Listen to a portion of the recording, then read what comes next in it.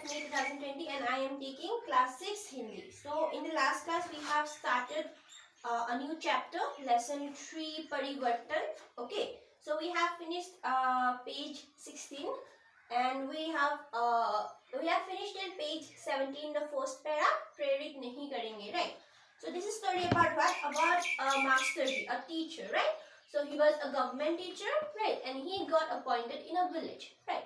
Most people does not like to work in a village, but he was very happy. Why? Because he believed that ज्यादातर इन भारत के लोग कहाँ रहते हैं? गांव में रहते हैं, ठीक है? और अगर गांव के लोगों को शिक्षा देकर अगर उन्हें प्रेरित किया जाए, राइट, और विकसित किया जाए तो क्या होगा? तो हमारे देश का भी विकास होगा, राइट? यही सोचकर उन्होंने कई तरीके के प्लान्स बनाए थे कि वो कैसे बच्चों को पढ़ाएंगे, राइट, उनका विकास कैसे करेंगे, राइट. लेकिन एक प्रॉब्लम है उसमें. ज्यादातर गांव के लोगों को बच्चों को वहाँ स्कूल भेजने का मन नहीं था. उसका सबसे पहला कारण था कि जो शिक्षक गांव के स्कूलों में पढ़ाते थे, क्या होता था, वो ज्यादातर स्कूल में क्लासेस नहीं करते थे, ज्यादातर छुट्टियों में रहते थे, राइट. बच्चों की पढ़ाई अच्छे से नहीं हो पाती थी.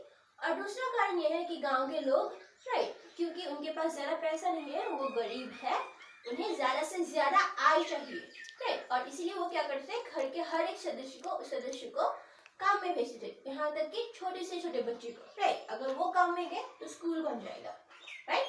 उनका their mindset, it's not broad, it's very narrow, right.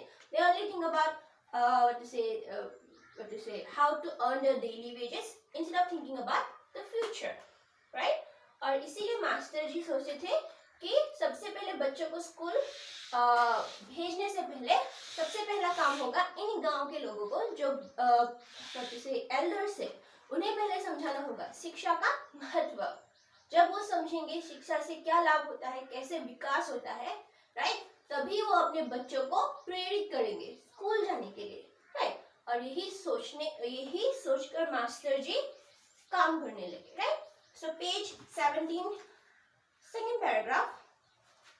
उन्होंने सरकारी सूत्रों से संपर्क किया और विद्यालय में सायं के समय 1 घंटे के लिए पाठशाला खोल ली. यह वो समय था जब गांव के सभी युवक व बूढ़े चौपाल में गपशप कर समय बिताते थे. अब उनके पास खाली समय होता था. So what did he do? He did what? In the evening time he opened at least for 1 hour a class, right? Because at the time what happened? Everyone in the evening time, right, what happened? Everyone comes back from office and at the time they used to stay खाली means कोई काम नहीं होता था उनके पास, तो वो क्या करते थे, किसी चौक पर बैठ जाते थे, गपशप करते थे, राइट. सो वो उनका खाली टाइम था. तो इसी टाइम में मास्टर जी ने सरकारी सूत्र means the government, after discussing with the government, he did what? He opened an evening class for 1 hour. Okay. Master साहब स्वयं ही 10-12 युवकों को बड़े आग्रह से विद्यालय में बुला कर लाए. So what did he do? युवक means young people. He brought some young people, right? Himself, at least for 10 to 12. उनका मन तो नहीं था इस नीरस कार्य में लगने का, परंतु वे मास्टर जी का आदर करते थे. So विद्यालय में आ बैठे. So those young people, they are not very interested, right? So because this is very boring work for them, it's very boring to go to school, right? But since they respect their teacher, so they did what? They came with him, right? Master ji उन्हें समझा रहे थे कि यदि थोड़ा बहुत पढ़ लिख जाओगे तो अपने आप चिट्ठी लिख पढ़ सकोगे, अखबार पढ़ सकोगे, खेती के बारे में नई जानकारी ले सकोगे. So master ji in this 1 hour class वो क्या करते थे, उन्हें समझाते थे, राइट, पढ़ाई करने के फायदे. अगर थोड़ा पढ़ लिख जाओगे तो क्या कर पाओगे, किसी और के पास जाने की जरूरत नहीं है चिट्ठी लिखने के लिए या पढ़ने के लिए, राइट. अखबार खुद पढ़ सकोगे, दूसरों से पूछने की जरूरत नहीं है, राइट. और क्योंकि वो लोग खेती बाड़ी करते थे, राइट, तो खेती बाड़ी के बाड़ी से जनित, राइट, समस्याएं और उनके समाधान वो खुद जान पाएंगे अगर वो पढ़ लिख पाए, राइट. बात 1-2 की समझ में आ गई. So at least 1-2 people they understood, right. उन्होंने अपने साथियों को भी समझाया कि शाम का समय नष्ट करने की अपेक्षा एक घंटा विद्यालय में आकर पढ़ लिया जाए तो उससे लाभ भी होगा. So a few people understood and they tried to do what?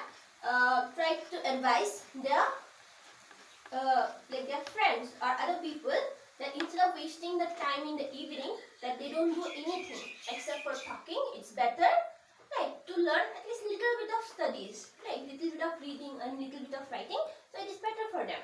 Okay.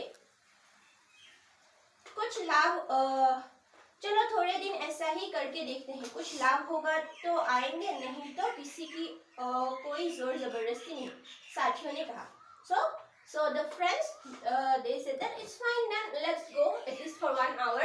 Right? If we find that it's useful, then we'll go. If it's not, then nobody will force us. Right? So they don't want others to force them to study because they find it boring. Okay? इस प्रकार master साहब की प्रौढ़ पाठशाला में 5-7 व्यक्ति रात्रि में आने लगे. मास्टर साहब उन्हें केवल अक्षर ज्ञान ही नहीं कराते, अपितु अनेक व्यावहारिक जानकारियां भी पुस्तक से पढ़कर सुनाते. जैसे गांव में फैली बीमारियों से कैसे बचा जाए, सरकार किसानों की क्या क्या सहायता करती है, स्वयं कैसे रहा जा सकता है, स्वस्थ कैसे रहा जा सकता है, आदि आदि. So what happened? So every night Master Ji does what? He take classes. Right? He don't only teach them how to write. Right? Instead, he does what? He used to read them different kind of things. Read it to them. Right? Right? How to stay healthy. Right? How to keep their surrounding clean. How to stop getting sick. Right? How to stop the spread of disease. Right? And what the government is doing. Right, for their agriculture.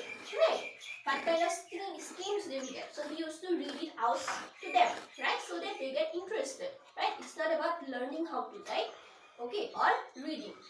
Okay, यह जानकर सभी को लगता कि किताबों में तो बड़ी उपयोगी बातें लिखी रहती है. अधिकांश गांव वाले सोचते थे कि नौकरी करने के लिए ही पढ़ाई की जरूरत है, पर यह उनका भ्रम सिद्ध हुआ.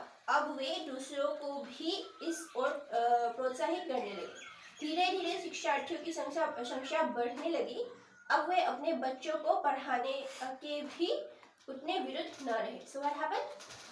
After they learned all these things from Master Ji जब उन्हें ये सब पढ़ा कर सकते तो उन्हें क्या लगा कि उन्हें पहले लगता था, right, that people study just to get a job, right? And they were not worried because they have खेती बाड़ी, so they don't need a job. That's why they don't study. But now they learn that there are other effects, right, of studying.